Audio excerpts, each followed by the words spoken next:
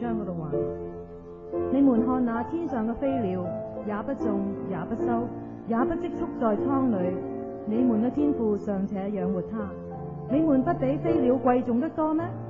你們哪一個能用思慮使壽數多加一刻呢？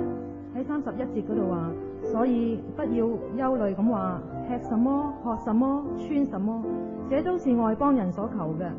我哋需要一切嘅嘢，我哋嘅天父係知道嘅。